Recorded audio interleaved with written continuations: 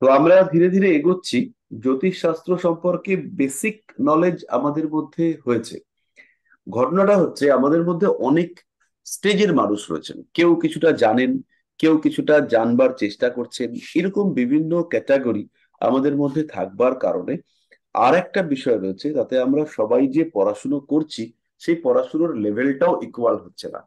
তার কারণে কিন্তু আমাদের মধ্যে একটা কনফিউশন তৈরি হয়েছে যে আমি হয়তো বেশি পারছি বা আমি হয়তো কম পারছি বা আমি বুঝতে পারছি না, এরকম একটা ব্যাপার ক্রিয়েটেড হয়েছে।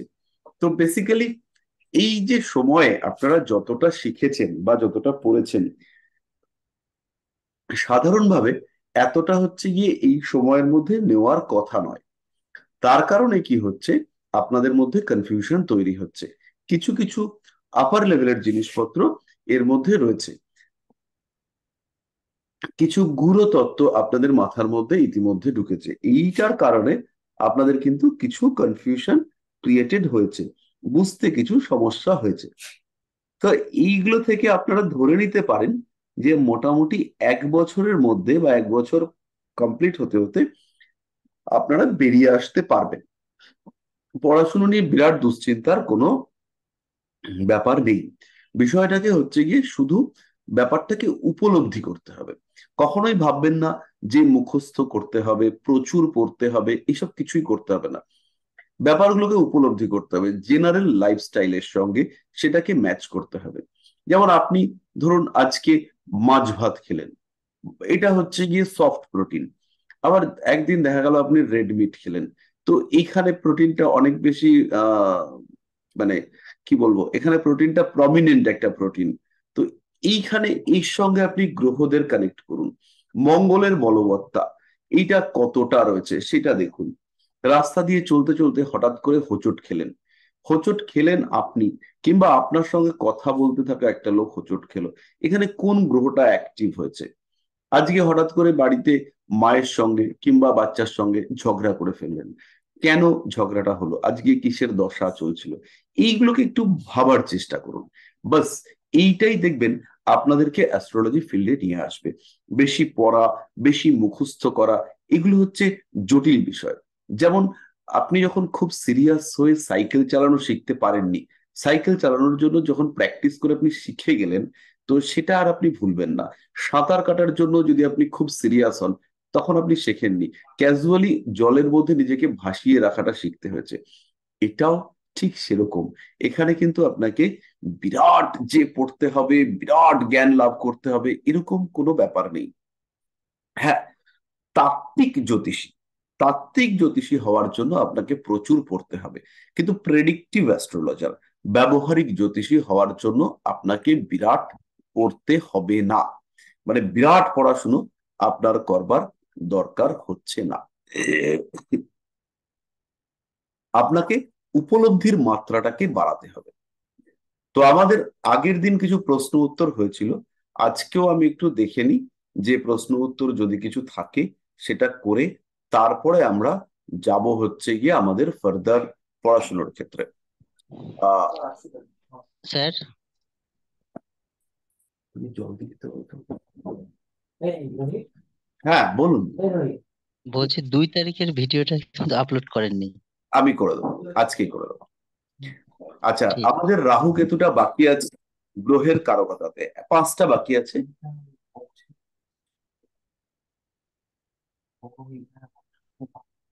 এটা হচ্ছে ওদের ইয়ে, আহ, কোন ফ্ল্যাটের? আচ্ছা, Rahu Ketu Uranus Neptune Pluto, এই 5টা আমাদের বাকি আছে। তো ওটা আমরা করব। বার্থ চার্ট দেখে বার্থ টাইম বার করা, এটা আমরা আজকে একটু চেষ্টা করব। 5th হাউসে রাহু 14, 18 বা 29, 32 এজে একজন জাতক জাতিকাকে কি ফল দিতে পারে যদি আমরা কাইন্ডলি বলি। মেষ রাশিতে মঙ্গল আর কর্কট রাশিতে মঙ্গলের একটা আহ পীড়াদায়ক, এটা একটু বুঝতে পারেন। বুধের কারকতায় অ- অধিবিদ্যা নাকি, অধিবিদ্যা কোনটাকে বলে? জুপিটারের কারকতায় অজীর্ণ রোগ।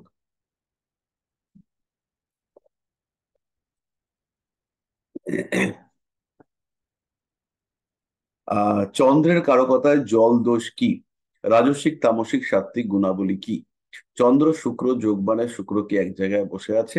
শনির কারকতায় শনি একাই উন্নতিকারক, তাকে বাকি গ্রহগুলি কোথায় থাকবে? আচ্ছা, তো এর মধ্যে সবচেয়ে গুরুত্বপূর্ণ পয়েন্ট যেটা, সেটা হচ্ছে চন্দ্র শুক্র যোগ। তো যোগ ওয়ার্ডটা, যোগ মানে হচ্ছে যুক্ত হওয়া। তো এই ক্ষেত্রে যোগ ওয়ার্ডটাকে না মাথায় রেখে, এটা কিন্তু আমাদের কোশ্চেন আনসারও যেমন হচ্ছে, তখন তেমনই কিন্তু এটা আমাদের কোর্সের পড়াশুনো হচ্ছে, সবাই শুনবেন। তো যোগ ব্যাপারটা হচ্ছে গিয়ে রিলেশনশিপ, সম্পর্ক। গ্রহদের মধ্যে চার প্রকার সম্পর্ক হতে পারে। সাধারণভাবে আমরা চার প্রকার সম্পর্ক দেখি। এর মধ্যে সবচেয়ে বলবান সম্পর্ক হচ্ছে ক্ষেত্র বিনিময়। ক্ষেত্র বিনিময়টা কিরকম সম্পর্ক? একটা গ্রহ আর একটা গ্রহের সঙ্গে ক্ষেত্র বিনিময় করে রয়েছে। মানে যেমন ধরুন, মঙ্গল বসে রয়েছে সিংহতে আর রবি বসে রয়েছে মেষে, কিংবা মঙ্গল সিংহতে বসে রয়েছে আর রবি বসে রয়েছে বৃশ্চিকে। তাহলে এই ক্ষেত্রে কিন্তু মঙ্গল আর রবির মধ্যে ক্ষেত্র বিনিময় হলো। এইটা হচ্ছে সবচেয়ে বলবান সম্পর্ক। এই সম্পর্কতে দুটো গ্রহই দুটোর আভ্যন্তরীণ ক্রিয়াশীলতাকে প্রভাবিত করে। সাধারণভাবে গ্রহের কিছু বাহ্যিক ক্রিয়াশীলতা দেখতে পাওয়া যায়, কিছু আভ্যন্তরীণ ক্রিয়াশীলতা দেখতে পাওয়া যায়।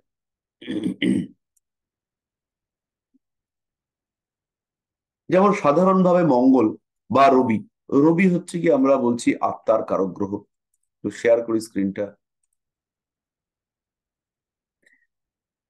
স্ক্রিন শেয়ার হয়েছে। তাহলে ধরুন কারোর এখানে হচ্ছে গিয়ে লগ্ন রয়েছে কর্কট লগ্ন, তাহলে এখানে আমরা দেখছি মঙ্গল রয়েছে আর এই ঘরটাতে রবি রয়েছে। এরকম থাকতেই পারে। যদি এরকম লগ্নে মঙ্গল রবি থাকে, তাহলে এটা হচ্ছে ক্ষেত্র বিনিময়। এবার এই গ্রহগুলো যেমন পঞ্চমপতি দ্বিতীয় রয়েছে, এর ফলে কি হবে, নিজের সৃজনশীলতা, নিজের কোয়ালিটি, তার মাধ্যমে এই মানুষটা নিজের অর্থনৈতিক জায়গাটাকে স্ট্রং করবে। কারণ পঞ্চম ভাব হচ্ছে ক্রিয়েটিভিটি, পঞ্চম ভাব হচ্ছে সৃজনশীলতা, পঞ্চম ভাব হচ্ছে নিজস্ব চাহিদা, নিজস্ব বুদ্ধি, নিজস্ব শিক্ষা, নিজের জ্ঞান এবং আভ্যন্তরীণ বোধ। পঞ্চম ভাব হচ্ছে দীক্ষা গ্রহণ করবার আগ্রহ। পঞ্চম ভাব হচ্ছে ঈশ্বরের প্রতি প্রেম। তো এই সমস্ত বিষয়গুলোকে কাজে লাগিয়ে এই লোকটা কোথায় রয়েছে? 2 নম্বর ঘরে। তাহলে 2 নম্বর ঘরে মঙ্গল থাকার কারণে সেটা হচ্ছে টাকা পয়সার ঘর। তাহলে এই সবগুলোকে কাজে লাগিয়ে এই ভদ্রলোক আয় উন্নতি করতে পারবে। দ্বিতীয়ভাবে মঙ্গল থাকবার কারণে কি হবে? বাক্যের উগ্রতা বাড়বে, বাক্যের মধ্যে রূঢ় ব্যবহার আসবে। কিন্তু এই যে পঞ্চমপতি মঙ্গল দ্বিতীয় এলো এবং দ্বিতীয় পতি রবি পঞ্চমে গেল, এর ফলে এই দুজনের মধ্যে একটা পারস্পরিক সমঝোতা তৈরি হলো। এর ফলে কিন্তু দ্বিতীয় মঙ্গলের যে কুপ্রভাব সেটা কমলো, পঞ্চমে রবির যে কুপ্রভাব সেগুলো কমলো। জেনারেলি রবি যে ঘরটাতে বসে সেই ঘরটাকে নষ্ট করবার চেষ্টা করে। তাহলে এই জাতকের সন্তান ক্ষেত্রটা নষ্ট হওয়া উচিত, প্রেম ভালোবাসার ক্ষেত্র নষ্ট হওয়া উচিত। তো সেই রকম যে প্রভাব সেগুলো অনেকটাই কমবে, যেহেতু মঙ্গলের সঙ্গে রবির ক্ষেত্র বিনিময় হয়েছে। রবি বা মঙ্গল এই দুটো ঘরের যে ক্ষতি করবার চেষ্টা করবে, সেই ক্ষতির ব্যাপারটা অনেকটাই কমবে। বরঞ্চ এই যে যোগ তৈরি হলো, এর ফলে এরা একে অপরকে পুষ্টি দেবে। পুষ্টি দেবে মানে দুটো গ্রহই এখানে পাওয়ারফুল হবে। এবার এই যোগের নাম হচ্ছে ক্ষেত্র বিনিময় যোগ। পরিষ্কার হলো? এবার দেখা গেল রবি এই ঘরটাতে রয়েছে, তাহলে ক্ষেত্র বিনিময় হলো না। এবার এখানে একটা পর্যায়ক্রমিক ক্ষেত্র বিনিময় হতে পারে। দেখা যাচ্ছে? সবাই দেখতে পাচ্ছেন তো? এখানে চলে এসছে বৃহস্পতি। তাহলে মঙ্গল রবির ঘরে, রবি বৃহস্পতির ঘরে, বৃহস্পতি মঙ্গলের ঘরে। তাহলে এই যে সম্পর্কটা হলো, এই সম্পর্কটার ক্ষেত্রে কি হলো? মঙ্গল রবির ঘরে গেল, রবি বৃহস্পতির ঘরে গেল, তাহলে বৃহস্পতি মঙ্গলের ঘরে। তাহলে এই যে সম্পর্কটা হলো, এর নাম হচ্ছে পর্যায়ক্রমিক বা সাইক্লিক হাউস এক্সচেঞ্জ। এক সেকেন্ড আসছি, দরজা বন্ধ করো।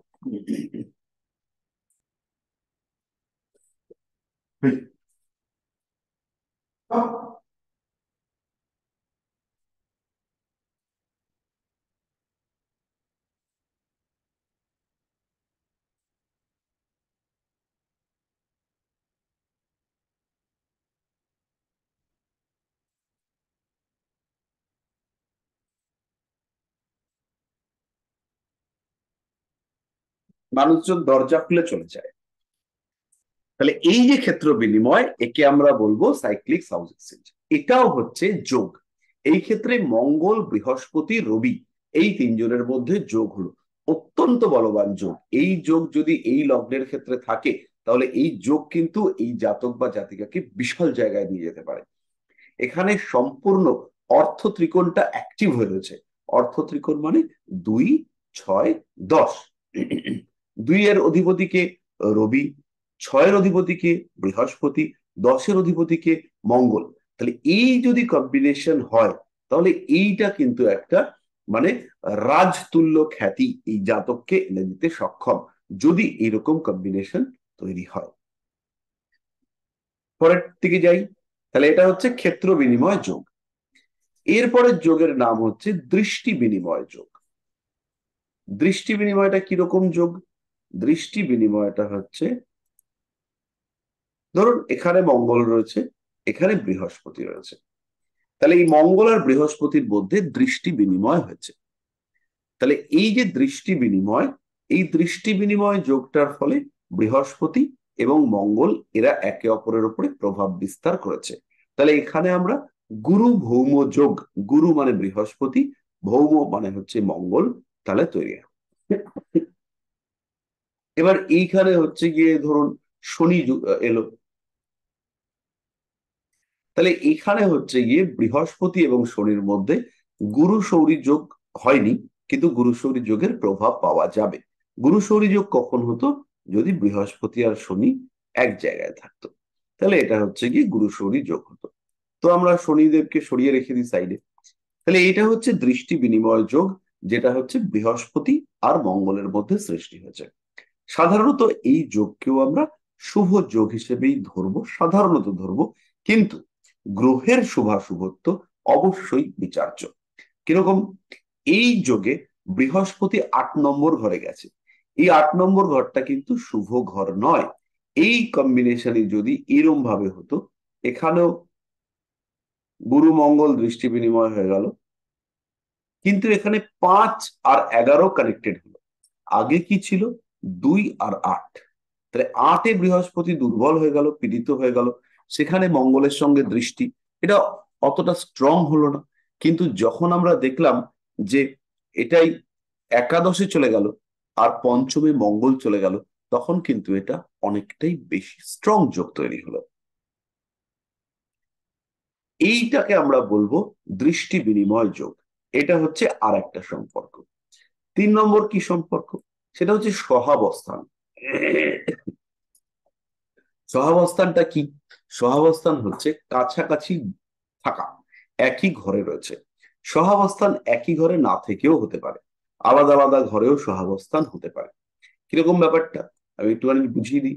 এই হচ্ছে বৃহস্পতি, তিনি বসে আছেন কোথায়? সে কন্যা রাশিতে। মঙ্গল বসে আছে কোথায়? সিংহ রাশিতে। মঙ্গলের ডিগ্রি কত? 26। বৃহস্পতির ডিগ্রি কত? 1। তাহলে এদের মধ্যে ডিস্টেন্স কত? মাত্র 5 ডিগ্রি। কারণ মঙ্গল রয়েছে 26 ডিগ্রিতে একদম শেষে ধারে, আর বৃহস্পতি একদম শুরুতে। তাহলে এই কম্বিনেশনকেও আমরা সহাবস্থান হিসেবেই ট্রিট করব। এটা কিন্তু ছক দেখে আপনাকে বুঝে নিতে হবে। সাধারণত এক ঘরে কাছাকাছি ডিগ্রিতেই আমরা এটাকে সহাবস্থান হিসেবে ট্রিট করি, কিন্তু ভিন্ন রাশিতে সহাবস্থানও কিন্তু ভীষণ ভালো প্রভাব বিস্তার করে। কিরকম একটা উদাহরণ দিই, খুব ভালো করে বুঝতে হবে এই জায়গাটা। এখানে বৃহস্পতি নেব না, আমি এখানে বুধকে নেব।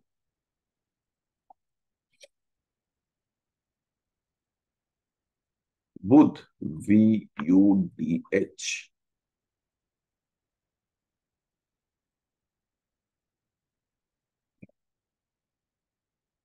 বুধ এখানেও থাকতে পারে, আবার বুধ হচ্ছে গিয়ে এই ঘরেও থাকতে পারে। মঙ্গল আর বুধের যোগ, মঙ্গলের ডিগ্রিটা আমি ধরছি 20 ডিগ্রি, যে কোনো ডিগ্রি হতে পারে। এখানে বুধ রয়েছে ধরুন 10 ডিগ্রি, যোগ হয়েছে। এই একই বুধই কন্যা রাশিতে রয়েছে 10 ডিগ্রি। তাহলে এইখানে বুধ মঙ্গল, তাদের মধ্যেও কিন্তু মোটামুটি একটা কাছাকাছি সম্পর্ক হিসেবে আমরা ধরবো। যদিও মঙ্গল থেকে এই বুধের মধ্যে ডিফারেন্স হচ্ছে 20 ডিগ্রি, মঙ্গল থেকে কন্যার বুধের ডিফারেন্স হচ্ছে 20 ডিগ্রি, কিন্তু এখানে বুধের স্ট্রেংথ অনেক বেশি, আর এখানে বুধের স্ট্রেংথ কিন্তু তুলনামূলকভাবে কম। এটা হচ্ছে তুঙ্গ ক্ষেত্রের বুধ। তাহলে এই বুধ আর এই মঙ্গলের যে সম্পর্ক, যদি বুধের ডিগ্রি একটু কম থাকে, বুধের ডিগ্রি ধরুন 1 ডিগ্রিতে আছে, তাহলে তো কাছাকাছি যোগ তৈরি হলো, মঙ্গল আর বুধ কাছাকাছি চলে এলো। এই যে যোগ, এটা কিন্তু খুব স্ট্রং যোগ হলো। বুধের এই যে 1 ডিগ্রিতে অবস্থান হলো আর মঙ্গলের 20 ডিগ্রিতে অবস্থান, এই পরের যে যোগটা, অর্থাৎ যে যোগটাতে মঙ্গল সিংহে বুধ কন্যায়, এটাও সহাবস্থান, কাছাকাছি রয়েছে। এই যোগে কিন্তু মঙ্গল আর বুধ প্রচন্ড স্ট্রং, এদের রেজাল্ট দেওয়ার ক্ষমতা সেটা ভীষণ বেশি। বুধ মঙ্গল আগের যে যোগটা, মানে এই সিংহতেই বুধ মঙ্গল রয়েছে, তার থেকে বুধ কন্যায় মঙ্গল সিংহে, এর প্রভাব, এর ফল অনেক অনেক বেশি, এবং পজিটিভ রেজাল্ট সেটা হচ্ছে সবচেয়ে বেশি। তাহলে এটা হচ্ছে সহাবস্থান, মানে একসঙ্গে থাকা। 3টে সম্পর্ক আমরা পড়লাম: ক্ষেত্র বিনিময়, দৃষ্টি বিনিময়, আর হচ্ছে সহাবস্থান। এবার এই দৃষ্টি বিনিময়ের মধ্যে দুরকম ঘটনা আছে। দৃষ্টি বিনিময় দুজন দুজনকে দেখতে পারে, আরেকটা হতে পারে সেটা হচ্ছে একজন আরেকজনকে দেখছে।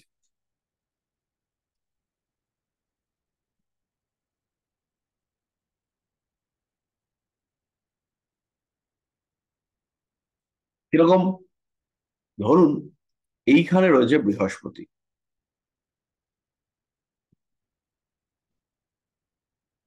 এইবার এই যে মঙ্গল আপনি দেখছেন, এই মঙ্গল কিন্তু বৃহস্পতিটাকে দেখছে, কিন্তু বৃহস্পতি এদিক ওদিক করে মঙ্গলকে দেখতে পাচ্ছে না। কারণ বৃহস্পতির যে দৃষ্টি, সেই দৃষ্টি মানে হলুদ দৃষ্টি, সেই হলুদ দৃষ্টিটা পড়েছে এখানে, হলুদ দৃষ্টি পড়েছে এখানে, আর হলুদ দৃষ্টি পড়েছে কোথায়? এইখানে। তাহলে এই যে বৃহস্পতির দৃষ্টি, এখানে মঙ্গল পড়ছে না। তাহলে এই যে দৃষ্টি, একে আমরা বলবো একক দৃষ্টি। কি দৃষ্টি বললাম? একক দৃষ্টি। এই ঘরটাতে রয়েছে শুক্র, মানে দৈত্যগুরু। তাহলে যে শুক্র এই ঘরটাতে রয়েছে, দৈত্য গুরুজি এখানে অবস্থান করেছেন, গুরু শুক্রকে দেখছে, শুক্র কিন্তু গুরুকে দেখতে পাচ্ছে না, চেষ্টা করছে কিন্তু সুবিধা করতে পারছে না।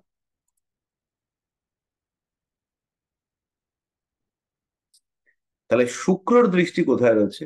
শুক্রর দৃষ্টি রয়েছে এখানে। এখানে কে আছে? এখানে আছে বুধ। এই বুধটাকে আমি উড়িয়ে দিই।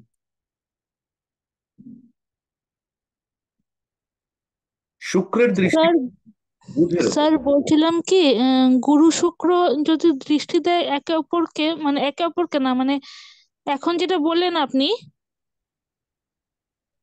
হুম। গুরু শুক্রকে দিচ্ছে কিন্তু শুক্র গুরুকে দিচ্ছে না, এই দৃষ্টিতে কি ফল হবে? ফলে আমরা পরে আসবো, আসছে। আচ্ছা। এবার এখানে কি হচ্ছে? এখানে বুধ আর শুক্রের মধ্যে দৃষ্টি বিনিময় হচ্ছে, বুধ শুক্রের মধ্যে হয়েছে দৃষ্টি বিনিময়। আর মঙ্গল বৃহস্পতির মধ্যে কি হয়েছে? যদিও এই যে বুধ এখানে থাকলে শুক্র এখানে থাকে না, শুক্রকে পাশাপাশি থাকতে হবে। আমি এখানে শুক্রের পরিবর্তে এখানে আমি অন্য একটা গ্রহকে বসিয়ে দিচ্ছি। কাকে বসাবো? এখানে আমি চাঁদকে বসিয়ে দিচ্ছি।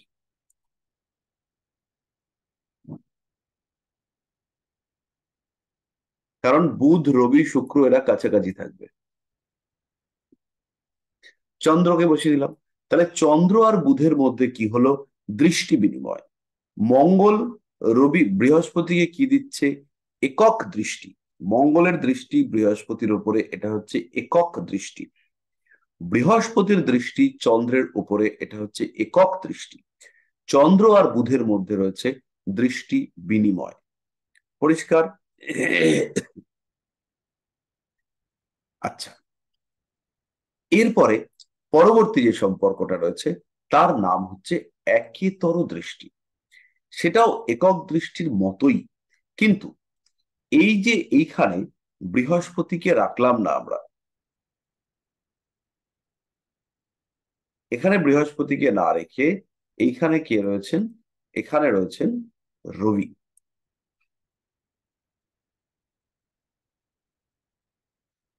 এবারও আমরা মঙ্গলের দৃষ্টি পাচ্ছি। মঙ্গলের দৃষ্টি কার উপরে? রবির উপর। তাহলে বৃহস্পতির উপরেও তো মঙ্গলের দৃষ্টি পড়েছিল। তফাৎটা কি? তফাৎটা হচ্ছে এবার মঙ্গল রবির ঘরে বসে রবিকে দেখছে। মঙ্গল রবির ঘরে বসে রবিকে দেখছে, কিন্তু যখন বৃহস্পতি ছিল তখন কিন্তু মঙ্গল বৃহস্পতির ঘরে বসে বৃহস্পতিকে দেখেনি।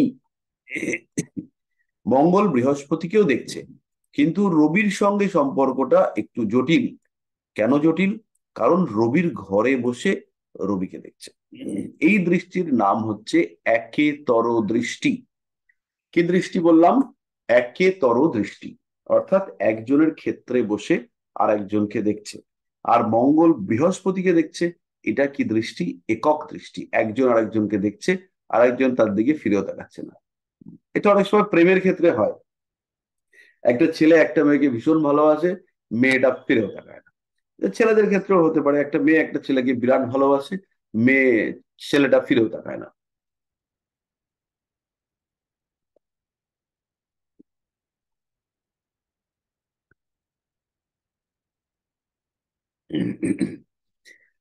তাহলে একক দৃষ্টি, একেতর দৃষ্টি বুঝলাম। আরেকটুখানি বলে নিই, তারপর আপনাদের প্রশ্ন নেব। লাস্ট যে যোগ আছে সেটার নাম হচ্ছে নাক্ষত্রিক সম্পর্ক। ধরুন এই জন্মকুণ্ডলীর মধ্যে একটুখানি ক্লিন করি।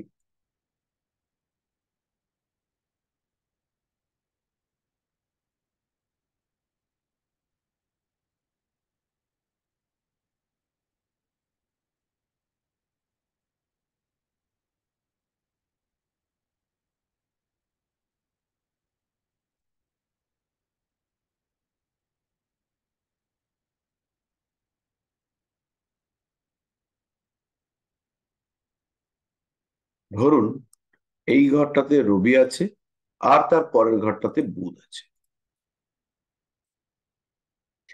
এই ঘরে বুধ কোন নক্ষত্রে আছে? উত্তরাষাঢ়, 21 নম্বর নক্ষত্র, মানে রবির নক্ষত্র। রবি কোন নক্ষত্রে আছে? জ্যেষ্ঠা, মানে বুধের নক্ষত্র। তাহলে রবি বুধের নক্ষত্রে, বুধ রবির নক্ষত্রে। তাহলে এই দুজনের মধ্যে তৈরি হলো নাক্ষত্রিক সম্পর্ক।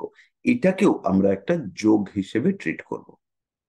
তাহলে এই যে প্রসেস, কিভাবে গ্রহদের মধ্যে সম্পর্ক সৃষ্টি হতে পারে, সম্পর্ক মানে হচ্ছে প্রভাব সৃষ্টি হতে পারে, সেটা আমরা জানতে পারলাম।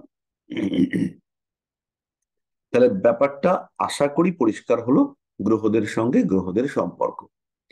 এবার রেশমি যে প্রশ্নটা করেছেন সেটা হলো কি প্রভাব পড়বে। তাহলে বৃহস্পতি শুক্রকে দেখছে। শুক্র কি নির্দেশ করে?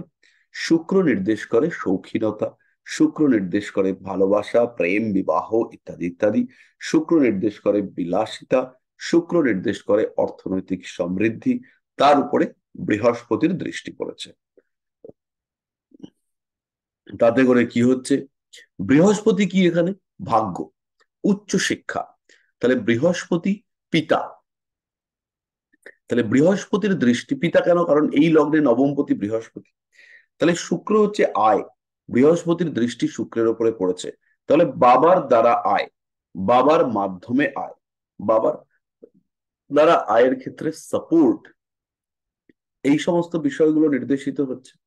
এবং বাবার মাধ্যমে উন্নতির সম্ভাবনা, সেগুলো আসছে। শিক্ষার ক্ষেত্রে পারফেকশন আসছে। বৃহস্পতির দৃষ্টি শুক্রের উপরে পড়বার কারণে, বৃহস্পতি সামাজিক গ্রহ, তাহলে বিবাহ বিবাহিত জীবনের ক্ষেত্রে সামাজিকতার প্রভাব এটা দেখতে পাওয়া গেল।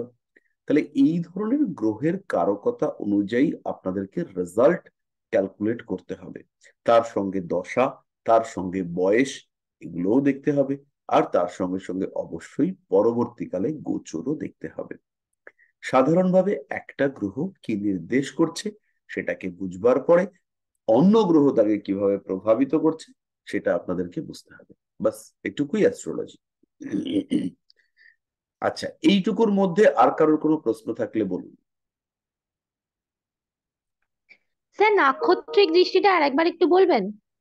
নাক্ষত্রিক দৃষ্টি নয়, নাক্ষত্রিক সম্পর্ক বা নক্ষত্র বিনিময়।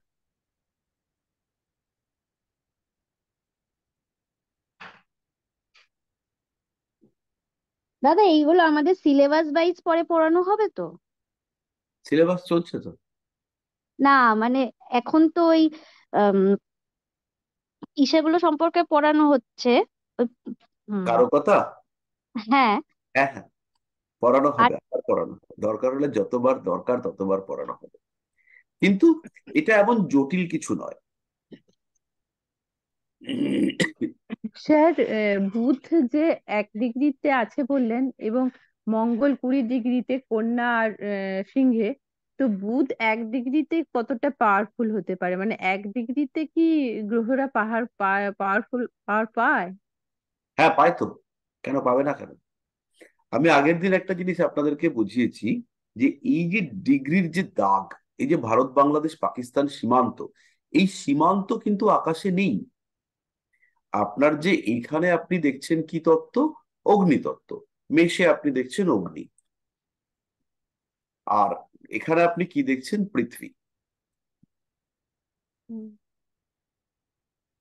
তাহলে এইখানে কোনো এরকম দাগ টানা নেই যে এই দাগটা টপকালেই ডাঙায় উঠে পড়বো আর এই দাগটা টপকালেই আগুনে এসে পড়বো, এরকম কোনো দাগ নেই।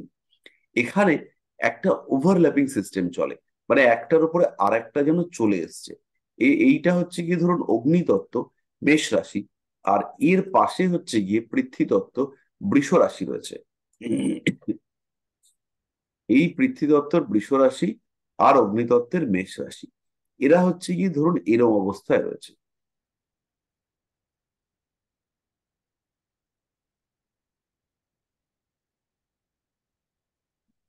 তাহলে এই যে জায়গাটা, এই এই ক্ষেত্রটা, এই ক্ষেত্রটাতে আপনি অগ্নিতত্ত্বের সঙ্গে সঙ্গে পৃথ্বীতত্ত্ব ধীরে ধীরে প্রবেশ করতে শুরু করেছে। যেমন শীত যখন যায়, আজকে হচ্ছে গিয়ে 31শে ডিসেম্বর, কালকে থেকে সূর্যের উত্তাপ বিশাল বাড়বে, এরকম কি হয়? হয় না। না, না। স্লো, এক আস্তে আস্তে শীত কমছে, আস্তে আস্তে তাপ বাড়ছে, এইটা হয়। আপনি কোনো দিনকে স্পেসিফাই করতে পারবেন না যে আজকের দিনটার পর থেকে কালকে থেকে গরম পড়ে যাবে, আজকে অবধি ঠান্ডা শীতকাল, আজকে 0 ডিগ্রি, কালকে 15 ডিগ্রি, এটা হবে না। ঠিক তেমন ভাবেই রা- রাশিচক্রে এরকম কোনো দাগ দিয়ে ডিফারেন্সিয়েট করা নেই যে এইখানে আগুন শেষ হয়ে গেল, এই দাগের পর থেকে মাটি শুরু হয়ে গেল, এরকম নেই। ব্যাপারটা আস্তে আস্তে স্লো চেঞ্জের দিকে এগিয়ে যায়। বোঝাতে পারলাম? হুম, হুম। এই যে ক্ষেত্রটা পর্যন্ত, এখানে এই তত্ত্বগুলো একটার সঙ্গে আর একটা অ্যাসোসিয়েটেড। চৈত্র মাসের 30 তারিখ, রবি চিত্রার শেষে, তখন গরম কম। বৈশাখ মাসের 1 তারিখ, তখন গরম বেশি, এরকম কি হয়? বেসিক্যালি না। হয় না। এই ক্ষেত্রে গ্রহরা 1 ডিগ্রিতেও ফল দিতে পারে, গ্রহরা 0 ডিগ্রিতেও ফল দিতে পারে, কিন্তু এই জায়গাটাতে এসে গ্রহরা কিন্তু কনফিউজড। কিরকম কনফিউজড? যে এক্স্যাক্টলি কি রেজাল্ট আমার দেওয়া উচিত। ফলে গ্রহদের যে রেজাল্ট আমরা এক্সপেক্ট করছি, সেই রেজাল্ট কিন্তু পারফেকশনের দিকে আসবে না। এই যে জায়গাটা, এই ক্ষেত্রটাতে যখন গ্রহরা থাকবে, তখন তাদের ক্ষেত্রে কনফিউশন কাজ করবে যে আমার কি রেজাল্ট এক্স্যাক্টলি দেওয়া উচিত। কারণ অগ্নিতত্ত্বের মঙ্গল আর পৃথ্বীতত্ত্বের মঙ্গল ডিফারেন্স রয়েছে। এই কনফিউশন আপনাকে উপলব্ধি করা শিখতে হবে। ফলে 1 ডিগ্রিতে বুধের প্রভাব, বুধ তো তুঙ্গ ক্ষেত্রে রয়েছে, বুধের প্রভাব থাকবে না কেন? হেভি প্রভাব থাকবে, দারুণ প্রভাব। ওইটা কিন্তু কন্যাতে আছে বলেই প্রভাবটা আরো বেশি। প্রভাবটা বেশি, কিন্তু এই বুধটা হচ্ছে কনফিউজড। এইবার আপনাকে কি বলতে হবে? এই বাচ্চা, এই জাতক একে গাইড করবার জন্য এক্সটার্নাল সাপোর্ট দরকার। সেই সাপোর্ট কি হবে? বাবা মা হবে। তাহলে এই বুধের নিজস্ব চিন্তাধারা, বুদ্ধি প্রচুর, কিন্তু এই বুদ্ধিটা ডিরেক্টেড নয়, একটা নির্দিষ্ট দিকে এর বুদ্ধি কাজ করে না, কি ভালো কি মন্দ এ বোঝে না।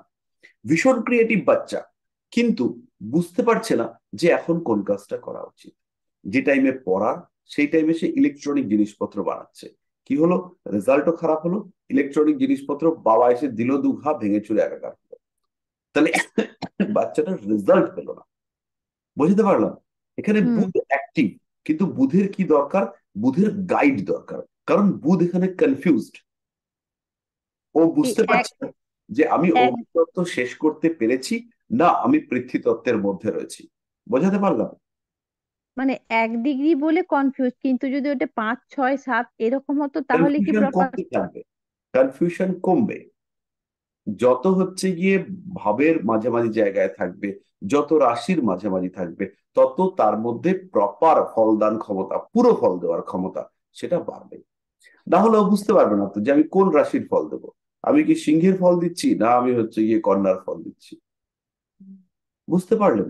হুম, হুম, হুম, ঠিক আছে। খুবই সুন্দর হলো। এবার হচ্ছে গিয়ে আমাদেরকে যেটা করতে হবে সেটা হচ্ছে গ্রহ মৈত্রী। তার আগে আমরা আরেকটু কয়েকটা প্রশ্ন একটুখানি দেখে নিই। এখানে রাজসিক, তামসিক, সাত্ত্বিক গুণাবলী দিয়েছে। রাজসিক, তামসিক এবং সাত্ত্বিক, এর মধ্যে সত্ত্বগুণ যেটা, সেটা হচ্ছে পুরোপুরি একটা বিশুদ্ধ, আহ শান্ত, শিষ্ট, ভদ্র, সভ্য, ঈশ্বরের প্রতি ভক্তিবান ভাববাদী একটা মানসিকতা।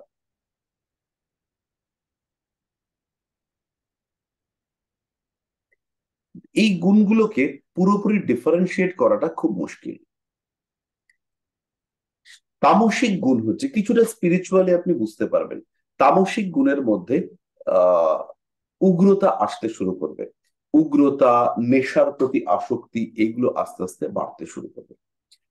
রাজসিক গুণের মধ্যে যখন আমরা যাব, তখনও তার মধ্যে উগ্রতা রয়েছে, সত্ত্বগুণের প্রভাব কমবে এবং তার মধ্যে হচ্ছে গিয়ে তেজ বাড়তে শুরু করবে।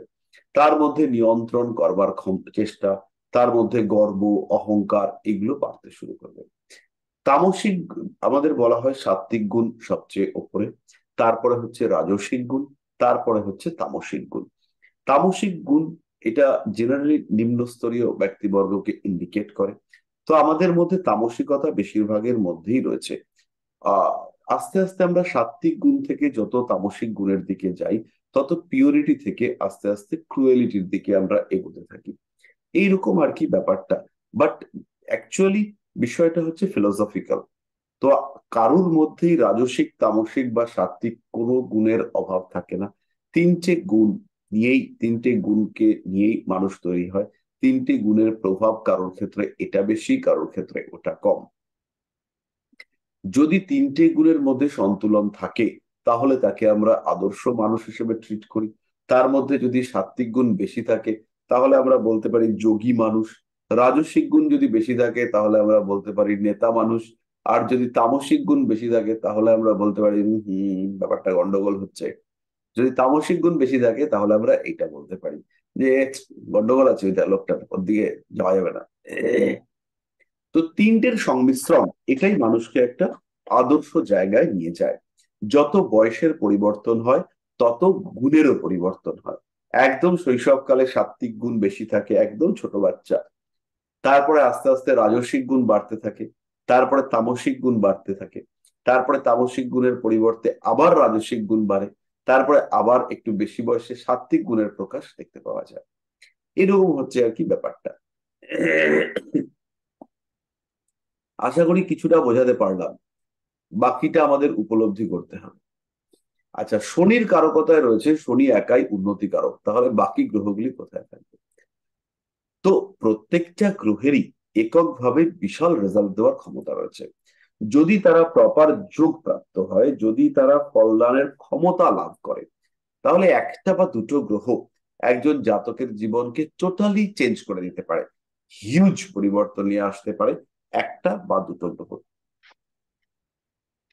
শনি সাধারণত একটু লেটে ফল দেয়, একটু বেশি বয়সে শনির প্রভাব বিস্তার করতে দেখতে পাওয়া যায়। শনি জীবনে প্রভূত উন্নতি দিতে পারে এবং ধীরে সুস্থে ধৈর্য ধরে আস্তে সুস্থে প্রচুর প্রাপ্তি, এই জায়গাটাকে শনি ইন্ডিকেট করবার ক্ষমতা রাখে। তাহলে এই ক্ষেত্রে শনির যে প্রভাব সেটা একটু দীর্ঘস্থায়ী। শনির যে প্রভাব এটা হচ্ছে একটু দীর্ঘসূত্রী, ধীর স্থির ভাবে আস্তে আস্তে শনির প্রভাব দেখতে পাওয়া যায়। তাহলে শনির এই যে প্রভাব এটা বিলম্বিত এবং দীর্ঘস্থায়ী, তাই শনিকে একক শুভ ফলদাতা হিসেবে আমরা ট্রিট করতে পারি। যদিও সাধারণত শনি একা ফল দেয় না বা কোনো গ্রহই এককভাবে ফল দিতে সক্ষম হয় না, যোগ এফেক্টিভ হয়। এই ক্ষেত্রে শুধু যে গ্রহ আর গ্রহে যোগ হবে তা নয়, প্রত্যেকটা ক্ষেত্রেই আমরা যোগ দেখতে পাই। যেমন এখানে মঙ্গল 2 নম্বর ঘরে আছে, তাহলে এখানে দ্বিতীয় ভাবের সঙ্গে মঙ্গলের যোগ হয়েছে। এই হলো ব্যাপার, এগুলো আপনাদেরকে আরেকটু বুঝতে হবে, সময় নিন, ধীরে সুস্থে বুঝবেন। অজীর্ণ রোগ, এই রোগটা মনে হয় ইন্ডাইজেশন, মানে হজমের সমস্যা যতদূর আমার মনে হয়। তো এইটা আমি এখনই এটার এক্সাক্ট মানেটা ওয়ার্ডটা আমি বলতে পারছি না ইংরেজিতে কি রোগ হবে। অজীর্ণ রোগ এটা ইন্ডাইজেশন বা ওরকম টাইপেরই কিছু হবে, দুর্বলতা, হজমের সমস্যা, এই সমস্ত ব্যাপার।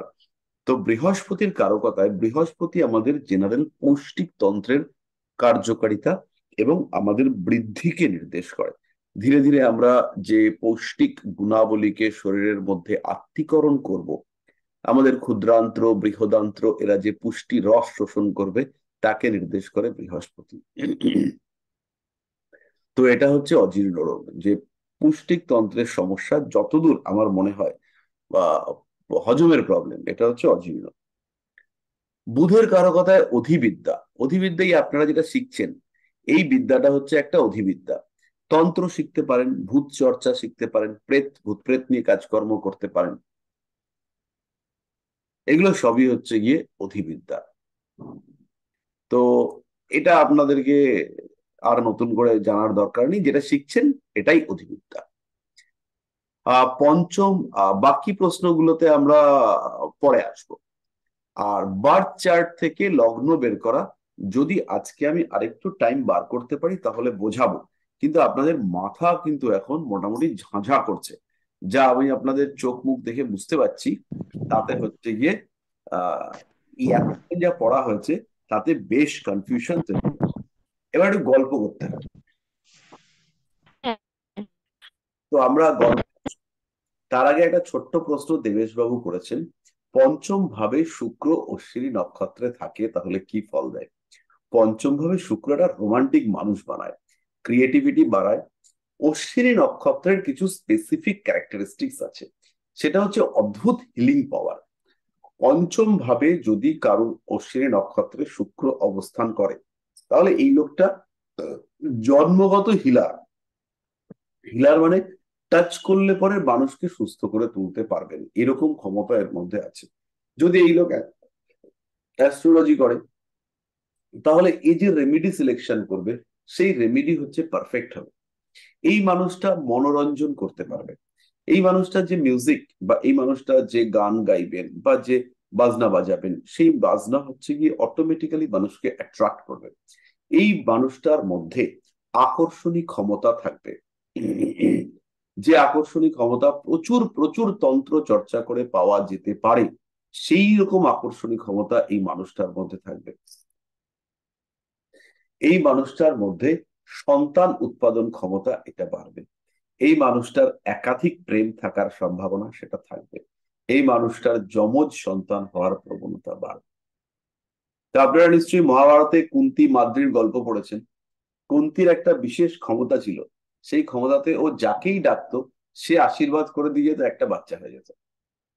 তো পাণ্ডুর সঙ্গে, পাণ্ডুকে একটা অভিশাপ দেওয়া হয়েছিল, তুমি যখনই বউদেরকে আদর করতে যাবে তখনই তুমি মরে যাবে, ভয়ঙ্কর বাজে আশীর্বাদ।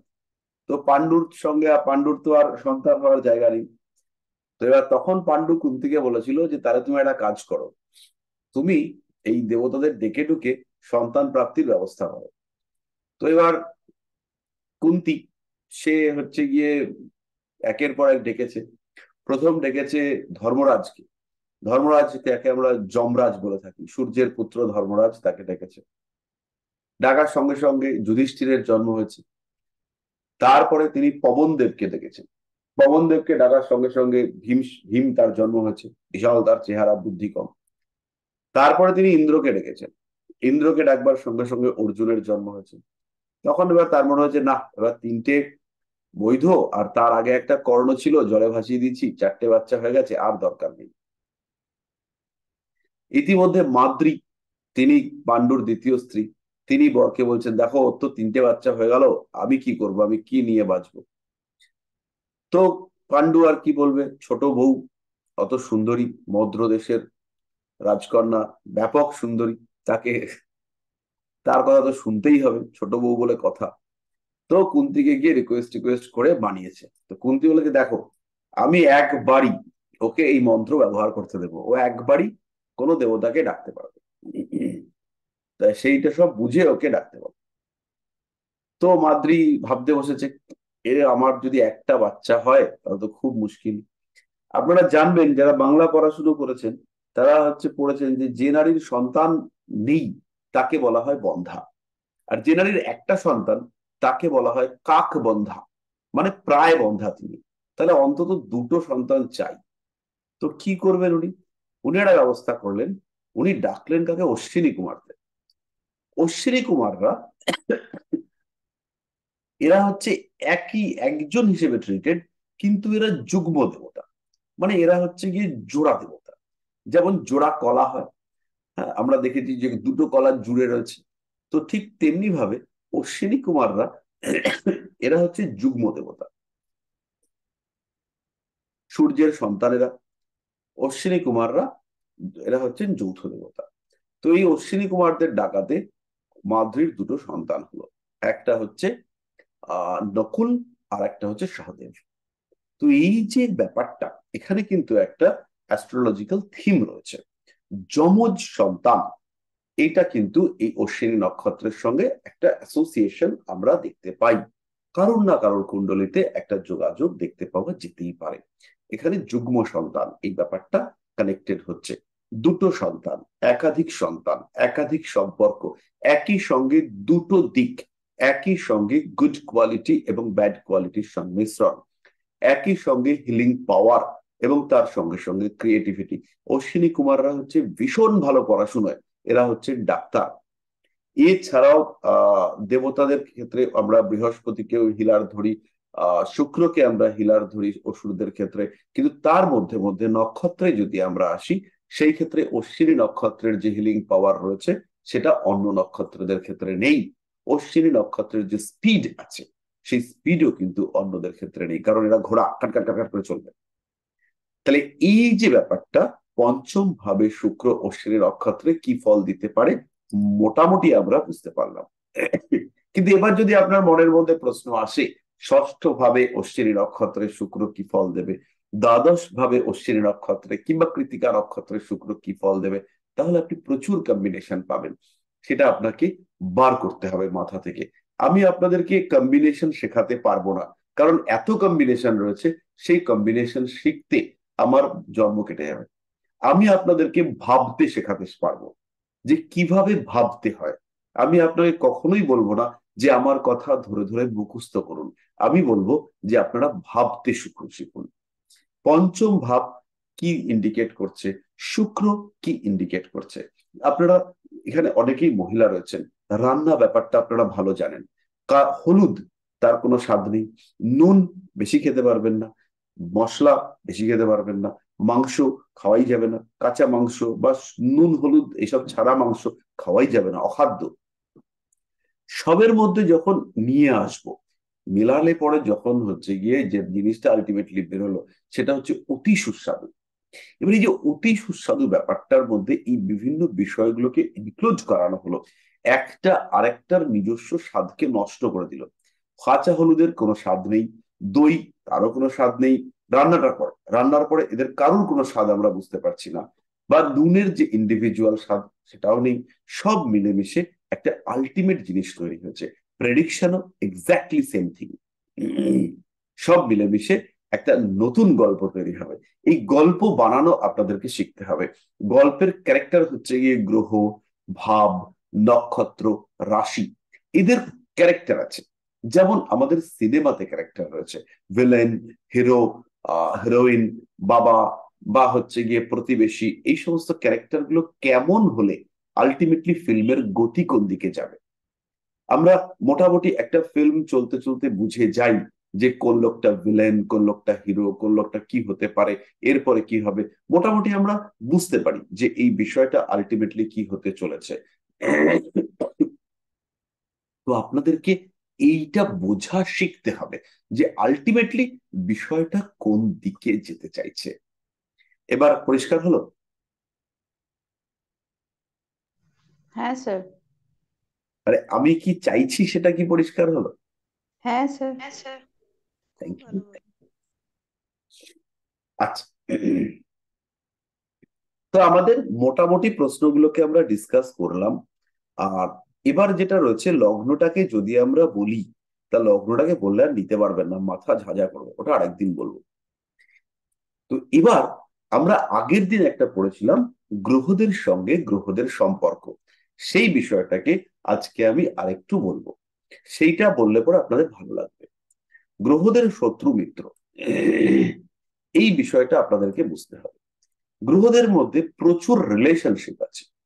যেমন হচ্ছে শনি, সে হচ্ছে সূর্যের সন্তান, জানেন তো শনি হচ্ছে সূর্যের সন্তান। হ্যাঁ স্যার, বলেছিলেন একদিন, আবার একদিন না একাধিক দিন বলেছি। আবার বুধ, সে হচ্ছে বৃহস্পতির সন্তান, সে আবার চন্দ্রেরও সন্তান। কিরকম জটিল ব্যাপার। বৃহস্পতির সঙ্গে চন্দ্রের সম্পর্ক রয়েছে। কিরকম সম্পর্ক? বৃহস্পতির বউকে নিয়ে চাঁদ পালিয়ে গেছিল, বিশ্রী ব্যাপার। এবার যখন একটা ছেলে হয় বুধ, সেই ছেলেটা এত সুন্দর মিষ্টি ছেলে হয়েছিল যে চন্দ্র আর বৃহস্পতি দুজনকেই বুধকে হচ্ছে গিয়ে সন্তান ইয়ে করেছেন, সন্তান স্নেহ দান করেছেন। মানে দুজনেই বুধকে আর কি বলেছেন যে না, এটা আমারই বাচ্চা। তো ফলে বুধের সঙ্গে বৃহস্পতির যে সম্পর্ক, সেটা যদি আমরা শত্রুতার সম্পর্ক বলি তাহলে কিন্তু সেটা ঠিক হবে না, কারণ বৃহস্পতি বুধকে সন্তান হিসেবে গ্রহণ করেছেন। কিন্তু স্যার, বৃহস্পতি তো শত্রু গ্রহতে বুধ এবং শুক্র থাকে, মানে রয়েছে। হ্যাঁ, আমি তো সেটাই বলছি, এটা হচ্ছে মহর্ষি পরাশর যে আমাদেরকে বই খাতা দিয়ে গেছেন, কাগজপত্র দিয়ে গেছেন, তাতে আমরা এগুলো পেয়েছি। কিন্তু আমি যুক্তিটা বলছি, বৃহস্পতি আর শুক্র এরা যদি ব্যাপক শত্রু হয় তাহলে শুক্র বৃহস্পতির ঘরে তুঙ্গ হয় না? হবে? আপনি আপনি গেলেন কোথায়? আপনার শত্রুর বাড়িতে, গিয়ে দেখলেন কি আদর, কি যত্ন, আপনি খেয়ে দিয়ে মোটা হয়ে বাড়িতে এলেন। এটা হয়? শনি মঙ্গল প্রবল শত্রু গ্রহ, শনি মঙ্গল প্রবল শত্রু গ্রহ, কিন্তু মঙ্গল শনির ঘরে গিয়ে তুঙ্গ ক্ষেত্রস্থ হচ্ছে। কি সাংঘাতিক ব্যাপার, তাই না? হুম। সাংঘাতিক তো ব্যাপারটা। মঙ্গল গিয়ে শনির ঘরে তুঙ্গ হয়ে যাচ্ছে, শনি মঙ্গলের ঘরে নিচস্থ হচ্ছে, কিন্তু তারা শত্রু। তো এবার প্রথমেই মাথা থেকে বার করুন যে গ্রহদের মধ্যে ব্যাপক শত্রুতা, ব্যাপক মিত্রতা আছে। গ্রহরা গ্রহদেরকে নিজেদের ধর্ম অনুযায়ী প্রভাবিত করে। প্রত্যেক গ্রহের ক্যারেক্টারিস্টিক্স রয়েছে। শনি মঙ্গল কখনো প্রবল শত্রু হতে পারে, শনি মঙ্গল কখনো জীবনে ব্যাপক ফলদাতা হতে পারে। বৃহস্পতি শুক্র দুটোই তো গুরু, দুজনই গুরু। দুই গুরু কখনো একে অপরকে ভয়ঙ্কর শত্রু হিসেবে মানতে পারে। বৃহস্পতি চন্দ্র, বৃহস্পতির বউকে নিয়ে চন্দ্র পালিয়েছে। বৃহস্পতি কোনোদিন চন্দ্রকে মানতে পারে যে এটা আমার কাছের লোক? কিন্তু বৃহস্পতি চন্দ্র যোগ তাকে আমরা বলছি জীবযোগ, তাকেই আমরা বলছি গজকেশরী টাইপের যোগ। বৃহস্পতি চন্দ্রের মধ্যে সম্পর্ক হলে বলা হচ্ছে গজকেশরী যোগ। গজকেশরী মানে কি? গজ মানে হচ্ছে হাতি, আর কেশরী মানে হচ্ছে কি? সিংহ। সে হাতির মতন বিশাল, সে সিংহের মতন দীপ্ত, তেজি। মানে সে হচ্ছে গজকেশরী, মানে কি? সে হচ্ছে দ্য বিগ লায়ন, মানে বিশাল, মানে সে হচ্ছে রাজতুল্য সম্মানযুক্ত। জীবযোগ মানে তার মধ্যে জীব, জীব কাকে বলছি আমরা? জীব মানে এখানে আহ আমাদের মধ্যের যে গুড সোল রয়েছে তাকে এখানে জীবাত্মা বা জীব হিসেবে ট্রিট করা হচ্ছে। তাহলে বৃহস্পতি চন্দ্র কম্বিনেশনকে বলা হচ্ছে জীবযোগ। এটা একটা ভীষণ ভালো যোগ। তাহলে যদি বৃহস্পতি চন্দ্র শত্রু হবে তো যুদ্ধ করবে, খোঁচাখুচি করবে, একে অপরের সঙ্গে ভালো যোগ তৈরি করতে পারবে না। পারবে? তাহলে এই যে শত্রুতা এবং মিত্রতার যে চার্ট আপনাদেরকে দেওয়া হয়েছে, সিম্পলি আপনি ওই চার্টটাকে মাথা থেকে বার করে দিন। শত্রুতা মিত্রতার একটা কনসেপ্ট আমি আপনাদেরকে দিচ্ছি। আমাদের পরপর যে গ্রহগুলো রয়েছে, রবি, তারপরে বুধ, তারপরে শুক্র, তারপরে পৃথিবী, তারপরে মঙ্গল, তারপরে বৃহস্পতি,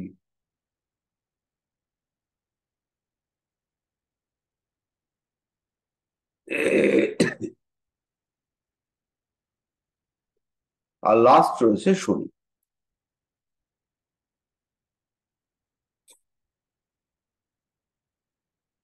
আর শেষে রয়েছে আমাদের শনি।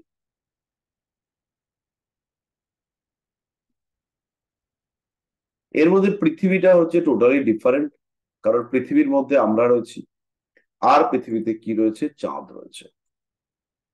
এটা আমি আগের দিন একবার বুঝিয়েছিলাম, আজকে আমরাও সেটাই বোঝাবো, কিন্তু বোঝানোর যে থিম সেটা পুরোপুরি ডিফারেন্ট। এটা হচ্ছে মঙ্গল, এটা হচ্ছে বৃহস্পতি, এটা হচ্ছে শনি, এটা হচ্ছে বুধ, এটা হচ্ছে শুক্র, আর ইনি হচ্ছেন রবি।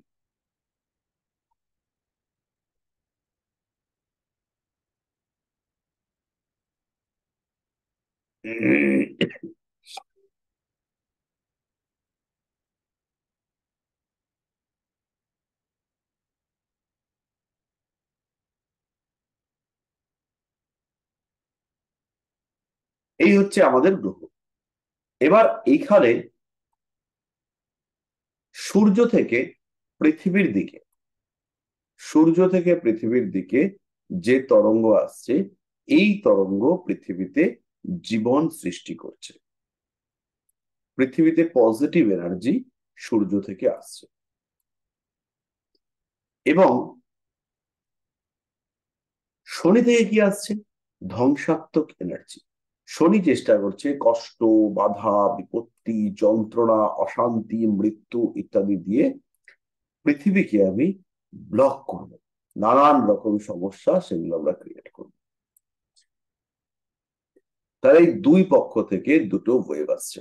তাহলে সূর্য থেকে আসা এনার্জিকে যদি আমরা বলি পজিটিভ এনার্জি, বেনিফিশিয়াল এনার্জি, জীবন সৃষ্টিকারক এনার্জি, তাহলে শনির ক্ষেত্রে আমরা বলবো যেটা হচ্ছে মারক শক্তি, ধ্বংসাত্মক শক্তি, বেদনাদায়ক শক্তি। এবার এই বেদনাদায়ক শক্তির পথে বাধা দিচ্ছে কে কে? বাধা দিচ্ছে বৃহস্পতি আর মঙ্গল। আর সূর্যের এই যে গঠনমূলক ক্রিয়াশীল শক্তি, তার মধ্যে বাধা দিচ্ছে বুধ আর শুক্র। এখানে আমরা দুটো দল বানিয়েছিলাম, একটা হচ্ছে রবি। রবির দলে আমরা কাকে কাকে তাহলে রাখতে পারি?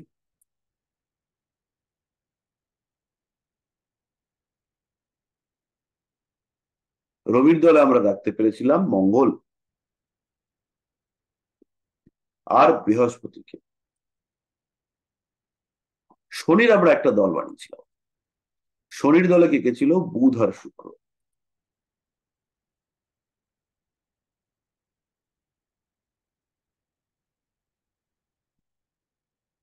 এবার এই দল, এই যে দল আর এই যে দল, এই দুটো দলের মধ্যে তিনজন তিনজনকে আমরা পেয়েছিলাম। এর মধ্যে রবি, মঙ্গল, বৃহস্পতি, শনি, বুধ আর শুক্র। এদের সঙ্গে এদের শত্রুতা। শত্রুতা মানে এরা এদেরকে যে অ্যাকসেপ্টেন্স সেটা হচ্ছে কম, অর্থাৎ রবি শুক্রকে যেভাবে অ্যাকসেপ্ট করে সেটা শুক্রের জন্য বেনিফিশিয়াল নয়। মঙ্গল শনিকে যেভাবে অ্যাকসেপ্ট করে সেটা সবসময় শনির জন্য বা মঙ্গলের জন্য বেনিফিশিয়াল নয়। অর্থাৎ এই যে কম্বিনেশন শনি মঙ্গল, এটা বেনিফিশিয়াল হওয়াটা মুশকিল। সাধারণত এটা ম্যালিফিক, হার্মফুল কম্বিনেশন হিসেবে ট্রিটেড হবে। গুরু শনি অর্থাৎ বৃহস্পতি এবং শনির কম্বিনেশন ভীষণ ভালো যোগ, পজিটিভ যোগ, কিন্তু বৃহস্পতির সঙ্গে শনির প্রভাব বৃহস্পতির যে পজিটিভিটি তাকে ডিস্টার্ব করে। কিছুটা মোটামুটি মাথায় কি ঢুকছে? আশা করি ঢুকছে। হ্যাঁ স্যার রবি আর বুধ তাহলে সেক্ষেত্রে তো মানে যোগটা ভালো কম ভালো হয়। যোগ, পজিটিভলি ভালো যোগ, কিন্তু রবির প্রভাবে বুধের মধ্যে ইগো আসে। বুধের যে সরলতা, বুধের যে চাইল্ডিশ বিহেভিয়ার, সেটা রবির কারণে ইগোতে আসে। বুধের যে ব্যবসা বুদ্ধি, সেটা রবির কারণে ইগোতে সৃষ্টি হয়। ফলে এখানে যদি আমরা হিসাব করি যে একজন ব্যবসায়ী, তার মধ্যে রবির প্রভাব অনেকটাই বেশি, তাহলে কিন্তু ব্যবসায়িক যে বুদ্ধি সেটা রবির দ্বারা অহংবোধে পরিবর্তিত হবে, তখন কিন্তু ব্যবসাটা গন্ডগোল হবে। বুঝতে পারলাম? আবার পড়াশোনার সময় রবি বুধ একত্রে থাকা, এটা কিন্তু এর যে মেধা শক্তি তাকে বাড়িয়ে তুলবে। কারণ রবি হচ্ছে সেন্ট্রাল নার্ভাস সিস্টেম আর বুধ হচ্ছে মোটর নার্ভাস সিস্টেম, যার মাধ্যমে আমরা প্রকাশ করি। রবি হচ্ছে চিন্তা, বুধ হচ্ছে তার প্রকাশ। তাহলে এই একসঙ্গে যদি চিন্তা আর প্রকাশ এক হয় তাহলে ভালো হবে, অঙ্কের মাথা ভালো হবে। বুঝতে পারলাম? তার মানে শত্রুতা বা মিত্রতা স্বতঃসিদ্ধ নয়। কোন বয়সে, কোন দশায়, কোন গ্রহ কেমন প্রভাব বিস্তার করে সেটা বুঝতে হবে। তাহলে এই যে একটা দল, রবির দল, এইটা হচ্ছে ক্রিয়েশন, টিম অফ ক্রিয়েশন, সৃষ্টি, সৃষ্টির দল। আর এইটা হচ্ছে গিয়ে team of distraction. Happy? Happy. Creation এটাকে আমরা তিন ভাগে ভাগ করেছি। একটা হচ্ছে সমসৃষ্টি, আর একটা হচ্ছে আনন্দদায়ক সৃষ্টি, আর একটা হচ্ছে বেদনাদায়ক সৃষ্টি। তাহলে সমসৃষ্টি, আপনাদের মধ্যে সবাই বড় হয়েছেন, সবার বয়স হচ্ছে 18 বেশি। কে কে বড় হওয়ার টের পেয়েছেন বলুন হাত তুলে, যে আমি টের পেয়েছি, আমি বড় হয়েছি, ফিল করেছেন যে আপনি বড় হয়েছেন? কেউ টের পেয়েছেন?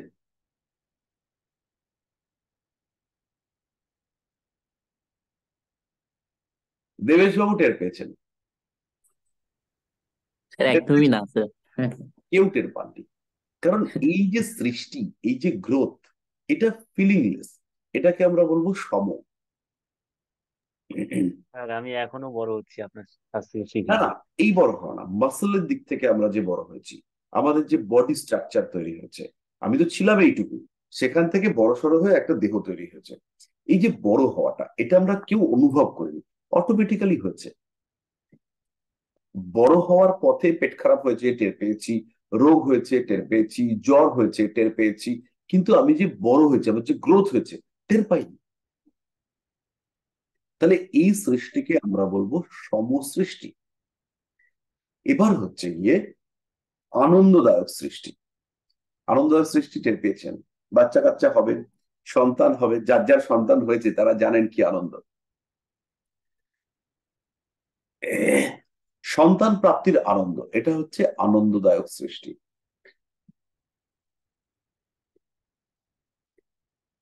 এর কারক গ্রহ সেটা হচ্ছে বৃহস্পতি। তাহলে বৃহস্পতির যে সৃষ্টি সেটা হচ্ছে আনন্দ সূচক সৃষ্টি। মঙ্গলের যে সৃষ্টি সেটা হচ্ছে প্রতিরোধমূলক সৃষ্টি। কিরকম? আপনার শরীরে কিছু জার্মস অ্যাকুমুলেটেড হয়েছে, মঙ্গল তাদেরকে ধাক্কাধাক্কি করতে করতে গিয়ে হোয়াইট ব্লাড কর্পাসেল, শ্বেত রক্তকণিকাদেরকে পাঠিয়ে দিয়েছে, তারা টেনে যুদ্ধ করছে, যুদ্ধ করে আপনাকে সুস্থ করে তুললো। সুস্থ করতে গিয়ে এদের যুদ্ধের মধ্যে আপনার বডির টেম্পারেচার বেড়ে গেল। কি হলো আপনার? আপনি বললেন আমার জ্বর এসে গেছে, শরীরে ভাইরাস ঢুকেছে, মঙ্গল যুদ্ধ করলো, বডি টেম্পারেচার হাই। তাহলে আপনি কি বললেন? জ্বর এসছে। তাহলে এই জ্বরের কারক গ্রহ কে? মঙ্গল। তাহলে এইটা হচ্ছে গিয়ে বেদনাদায়ক সৃষ্টি, এটা সৃষ্টির পথে সহায়তা, এটা হচ্ছে বেদনাদায়ক সৃষ্টি। ভাই বোন হয়েছে, আপনারা দেখবেন, আপনাদের এখন বললে আমরা বুঝতে পারবেন না, ছোটবেলার ফিলিংসটা নেই। যখনই বাচ্চাদের ভাই বোন হয় তখন দেখবেন বাচ্চাদের মধ্যে একটা অধিকার বোধ একটা তৈরি হয়, যে আমার আবার ভাই হলো, আবার যন্ত্রণা, এই বেটা এসে আমাকে খুব জ্বালাবে। বাচ্চারা মেনে নিতে পারে না। তাহলে এই ভাই, ভ্রাতৃ কারক গ্রহ আপনারা সবাই জানেন মঙ্গল। তাহলে ভাই হওয়া ব্যাপারটা, এটা কিন্তু বেদনাদায়ক সৃষ্টি। সৃষ্টি হলো, বাচ্চার জন্ম হলো, ভালোই তো, কিন্তু ভাই তো বেদনা।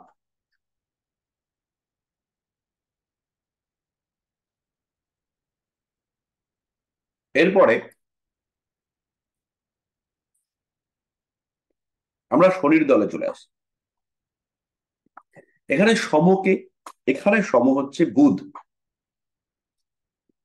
সম ধ্বংস। শরীরের মধ্যে কোনো একটা জীবাণু ঢুকেছে, টের পাননি, যখন প্রকাশ হলো, করোনার জীবাণু ঢুকেছে, কেউ টের পাননি। যখন করোনার জীবাণু তার মতো করে গুছিয়ে মানে পরিস্ফুট হয়েছে, তখন টের পেয়েছেন। এই যে ধ্বংস, এইটা হচ্ছে সম ধ্বংস। তার কারক গ্রহ হচ্ছে বুধ।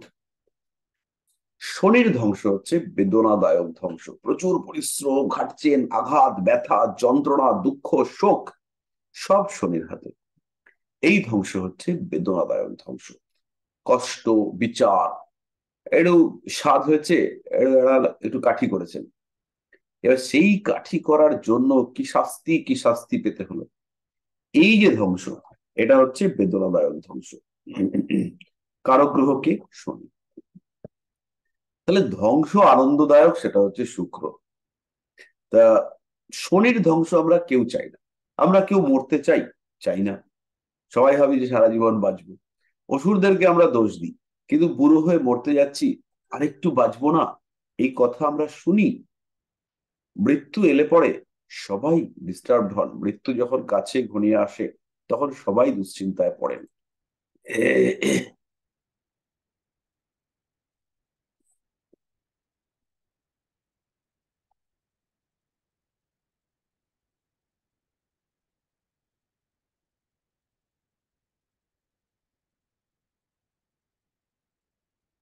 তাহলে এই যে ধ্বংস, এটা হচ্ছে শনির ধ্বংস। এটা আমরা বুঝে গেছি। তাহলে আনন্দদায়ক ধ্বংস কোনটা? কোন ধ্বংসে আমাদের আনন্দ হতে পারে?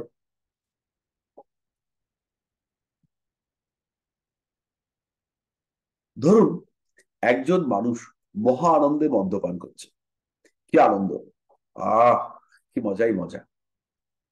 ধ্বংস, আলটিমেটলি লিভার যাবে, বাকি অর্গানস গুলো উইক হবে, নার্ভ আস্তে আস্তে উইক হবে, প্যানক্রিয়াস যাবে, লিভার যাবে, কিডনি আস্তে আস্তে যাবে। তাহলে এই যে ধ্বংস, এটা হচ্ছে আনন্দদায়ক ধ্বংস। যৌবন আসবার সঙ্গে সঙ্গে কিছু দোষ জাতকের মধ্যে আসে, বা জাতিকার মধ্যেও আসে, এবং এর ফলে জাতক বা জাতিকা ধীরে ধীরে আনন্দ লাভের উদ্দেশ্যে, এটা যৌন ক্রিয়া হতে পারে, কিন্তু এর জন্য জাতকের কিন্তু শরীরের যে তেজ, শরীরের যে জীবনী শক্তি, সেটা হচ্ছে গিয়ে কিছুটা ধ্বংস হয়। এটা হচ্ছে শুক্রের কারকতার মধ্যে পড়ে। তাহলে এই ধ্বংস হচ্ছে আনন্দদায়ক ধ্বংস। তাহলে সৃষ্টি আর ধ্বংসের কারক গ্রহ আমরা তাদেরকে বার করলাম, এদের মধ্যে শত্রুতা, মিত্রতা এ সমস্ত পেলাম। রবি শনি খুব বাজে যোগ, কিন্তু রবি শনি যোগ বা কানেকশন যত বড় বড় উকিল আছে তাদের ক্ষেত্রে এই কম্বিনেশন আছে।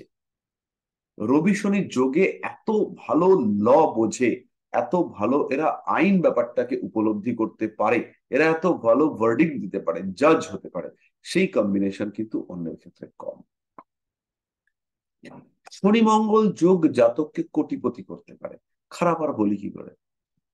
একে ধৈর্য আর একজন অ্যাক্টিভিটি বাড়িয়ে দেয়। তো বিশাল ব্যাপার, বিশাল ব্যাপার।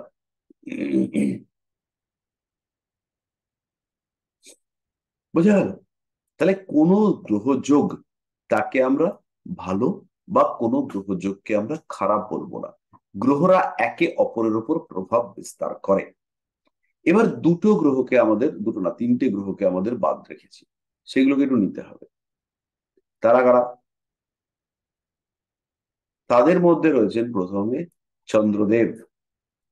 চন্দ্র কিন্তু পুরুষ, চাঁদের ক্যারেক্টারিস্টিক্স এর মধ্যে কিছু স্ত্রী গুণ রয়েছে, কিন্তু চাঁদ কিন্তু পুরুষ, এটাতে কোনো সন্দেহ সংশয় নেই। কোনো গ্রহই স্ত্রী গ্রহ নয়। গ্রহদের মধ্যে স্ত্রী গুণ রয়েছে, গ্রহদের মধ্যে শিশু গুণ রয়েছে, কিন্তু কোনো গ্রহই কিন্তু স্ত্রী গ্রহ নয়, এটা আপনাদের মানতে হবে।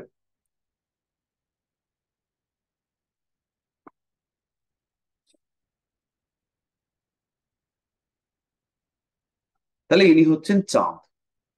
তাহলে চাঁদের সঙ্গে পৃথিবীর সম্পর্ক ভীষণ ক্লোজ। চাঁদ পৃথিবীর সবচেয়ে কাছে আছে। চাঁদ পৃথিবীকে ভীষণভাবে প্রভাবিত করে। পৃথিবী, তাকে থেকে আমরা লগ্ন বার করতে পারি। আর চাঁদ আর পৃথিবীর যে কম্বিনেশন, সেখান থেকে আমরা আরো দুটো পয়েন্ট পাই, একটা অ্যাসেন্ডিং নোড, একটা ডিসেন্ডিং নোড। তাদেরকে আমরা নাম দিয়েছি রাহু, তাদেরকে আমরা নাম দিয়েছি কেতু।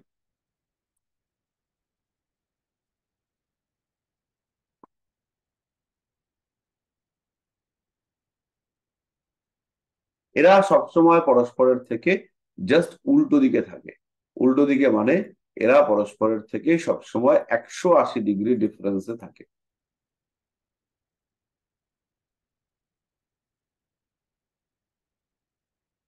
এই হলো রাহু আর কেতু। বেসিক্যালি রাহু এবং কেতু, এদেরকে ডিফারেন্সিয়েট করা হয়েছে অদ্ভুত ভাবে। রাহু হচ্ছে আমাদের শরীরের একটা পার্ট, যার মধ্যে কর্মেন্দ্রিয়গুলো অ্যাবসেন্ট, শুধুমাত্র জ্ঞানেন্দ্রিয় রয়েছে। রাহু হচ্ছে আমাদের মাথা, যেখানে শুধুমাত্র চোখ, কান, নাক, জিভ, ত্বক এগুলো সব রয়েছে, শুধু জ্ঞানেন্দ্রিয় গুলো রয়েছে। আর কেতু হচ্ছে একটা পার্ট, যেখানে জ্ঞানেন্দ্রিয় অনুপস্থিত রয়েছে, শুধু কর্মেন্দ্রিয়, হাত, পা, এই সমস্ত। তাহলে মনের দুটো অবস্থা তাকে নির্দেশ করে এই রাহু আর কেতু। একটা অবস্থা যেখানে জ্ঞানেন্দ্রিয় সক্রিয়, আর একটা অবস্থা যেখানে জ্ঞানেন্দ্রিয় নিষ্ক্রিয়। এই দুটো অবস্থাকে ইন্ডিকেট করে রাহু এবং কেতু। এই বিষয়টা হচ্ছে গিয়ে আমাদের দেহ এবং মনের সঙ্গে সম্পর্কযুক্ত। রাহু আর কেতুর কোনো বাস্তব অস্তিত্ব নেই, কিন্তু এরা দুটো বিন্দু। এদের মাধ্যমেই আমরা সূর্যের কক্ষপথ, সূর্যের কক্ষতল আর চন্দ্রের কক্ষপথের মধ্যে সম্পর্ক বার করতে পারি। দুটো প্লেন, দুটো প্লেনের মধ্যে যে অ্যাঙ্গেল, যে গ্যাপ, সেই গ্যাপটাই হচ্ছে রাহু আর কেতু। দুটো পয়েন্ট, তাই দুটো পয়েন্টকে একটা অ্যাসেন্ডিং আর একটা ডিসেন্ডিং করা হয়েছে। রবির দলে রাখা হয়েছে কেতু মহারাজকে, আর শনির দলে রাখা হয়েছে রাহুকে।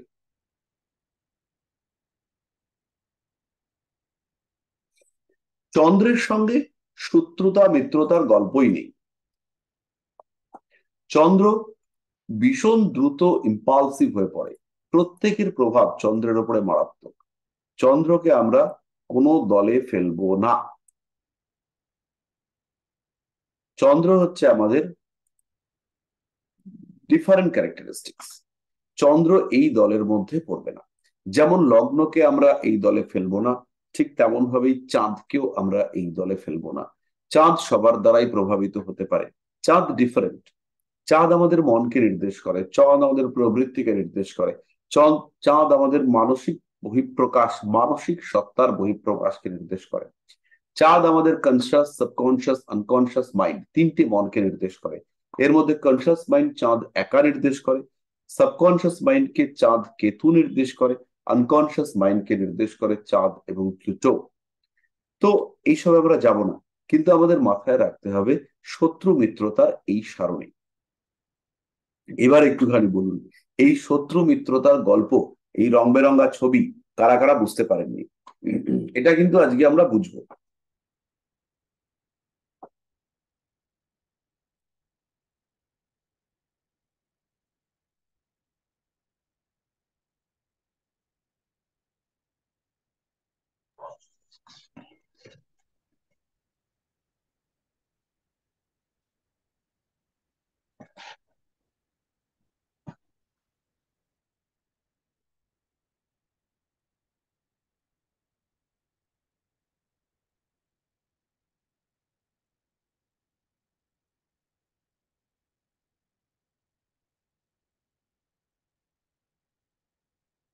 কারোর বুঝতে অসুবিধা একটু বলুন।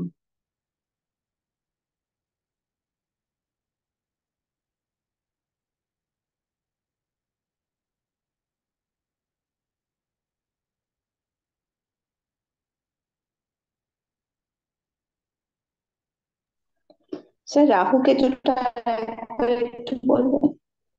রাহু কেতুকে নিয়ে তো আমরা ডিসকাস করব, নেক্সট ক্লাস থেকে আমাদের রাহু কেতুর তীব্র ডিসকাশন শুরু হবে।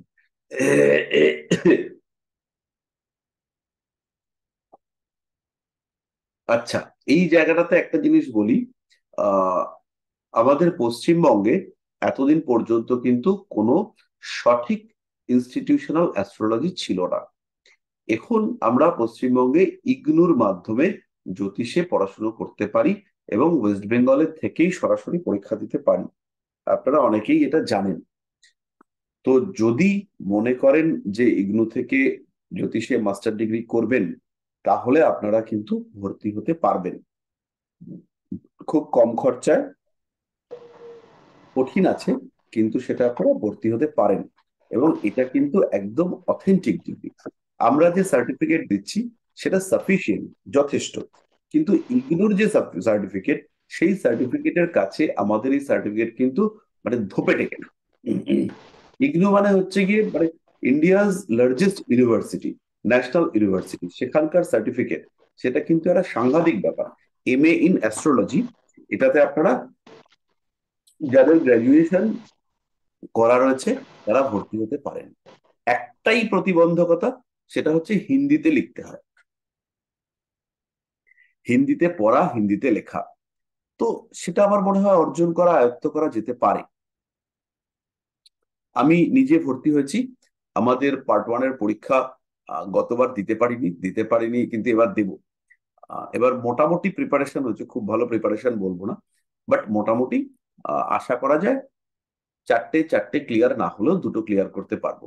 কারণ আমাদের এই যে প্রেডিক্টিভ অ্যাস্ট্রোলজি, ওখানে কিন্তু একটুও নেই। ওখানে মেইনলি ম্যাথামেটিক্যাল অ্যাস্ট্রোলজি রয়েছে। আর সবচেয়ে বড় বিপদ হচ্ছে এগুলোর বইগুলোতে প্রচুর ভুল। ফলে এই ভুলগুলো যখন আপনি বুঝে একটু পড়তে যাবেন, তখন খুব সমস্যা হবে। প্রচুর ভুল, বিশেষ করে সংখ্যার হিসেবে অসংখ্য ভুল। তো এইটা প্রতিবন্ধকতা আছে ওদের বইতে। তা সত্ত্বেও এটা ওটা লিখে টিকে পাশ করে যাওয়া যাবে। আপনারা হচ্ছে গিয়ে যদি মনে করেন যে ভর্তি হবেন, তাহলে ইগনুতে ভর্তি হতে পারেন। জানুয়ারি থেকে আর জুলাই থেকে সেশন শুরু হয়। তো এই পরীক্ষা আমার হচ্ছে গিয়ে আছে 21 তারিখ থেকে 29 তারিখ পর্যন্ত। এবার তার মধ্যে কোনো ডেট পড়েছে কিনা আমি একটুখানি দেখিনি। 21 তারিখ থেকে 29 তারিখ পর্যন্ত আমাদের একটা ডেট পড়েছে, সেটা হচ্ছে 20 তারিখ। 20 তারিখ মানে হচ্ছে নেক্সট ক্লাস। তাহলে নেক্সট ক্লাসটা আমাদের হবে না। এইটা হচ্ছে গিয়ে আমি আপনাদেরকে 23 তারিখে রাত্রে করাবো। 23 তারিখ মানে হচ্ছে গিয়ে শনিবার দিন রাত্রে ক্লাসটা করিয়ে দেবো। কারণ 20 তারিখ আমি ক্লাস করালে পরের দিনকে গিয়ে আমি পরীক্ষার হলে পুরো ডিগবাজি খাবো।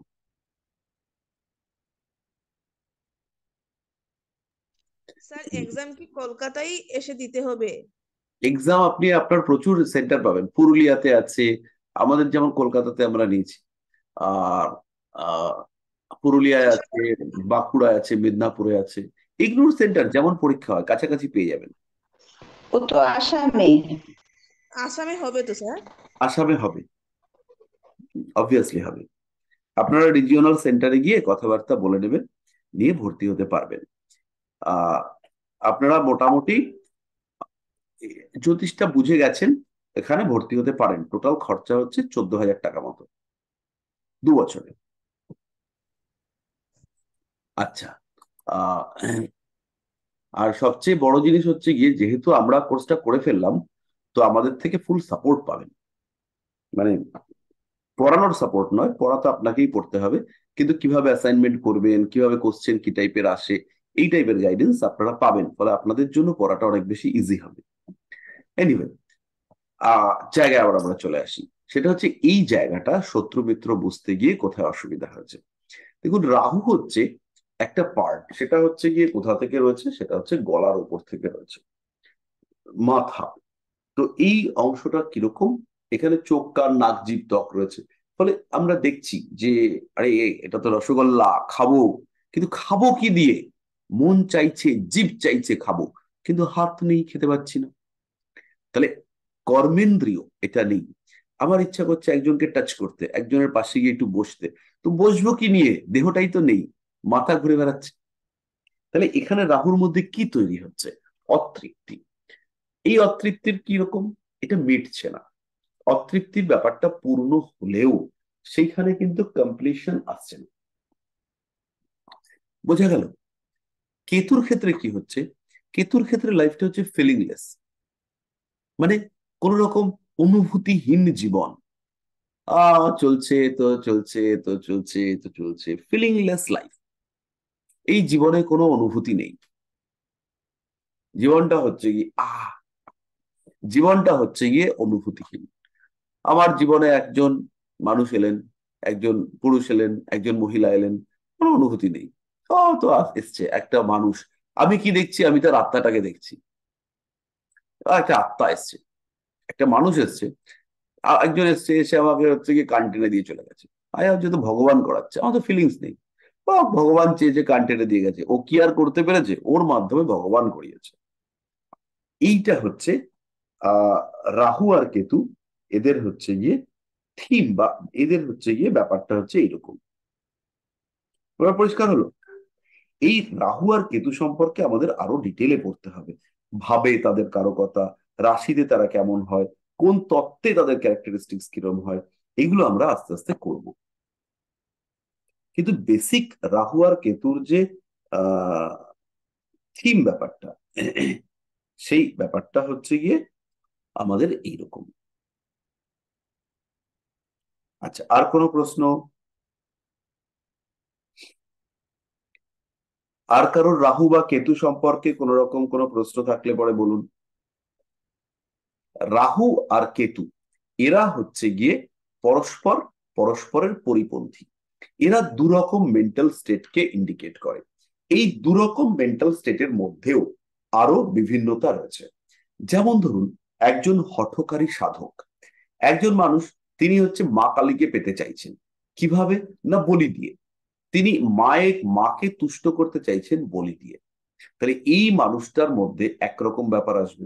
আরো একটা মানুষ, তিনিও মা কালীকে পেতে চাইছেন, তিনি সাধনার মাধ্যমে, তিনি পুজো করছেন, তিনি জপ করে যাচ্ছেন, তিনি সমাজ জগতের উন্নতির চেষ্টা করে যাচ্ছেন। তাহলে এই যে মানুষটা, এর চিন্তা, এটা হচ্ছে কেতুর চিন্তা। তিনি স্থির, তিনি ধীর, তিনি স্থিতধী, তার মনের মধ্যে চাহিদা নেই। আরেকজনের মধ্যে কি রয়েছে? তামসিক গুণ। তিনি কি বলছেন? মায়ের সামনে বলি দেব। আগেকার দিনের ডাকাতরা কি করতো? মায়ের সামনে বলি দিয়ে মাকে তুষ্ট করে তারপরে যেত। আর কেতুর সাধক কি? তিনি বলেন আমি সব ত্যাগ করে চললাম বনে, বনে গিয়ে আমি মাকে ডাকবো। প্রকৃতির মধ্যে তিনি সাধনা খুঁজতে শুরু করলেন। তিনি হচ্ছেন গিয়ে মনের অন্তর থেকে, তার মধ্যে কিন্তু বাস্তব দেওয়ার ব্যাপারটা নেই। তার কাছে মূর্তি ইম্পর্টেন্ট নয়, তার কাছে মনের স্টেটাসটা ইম্পর্টেন্ট। তাহলে প্রথমটা হচ্ছে রাহু, আর দ্বিতীয়টা হচ্ছে কেতু। এবার বুঝাতে পারলাম? হ্যাঁ স্যার, এবার বুঝেছি। Thank you.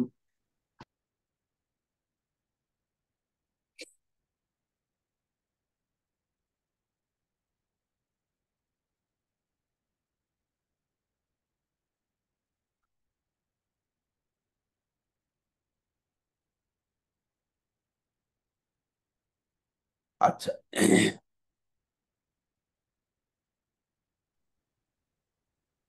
আর কারোর কোনো প্রশ্ন?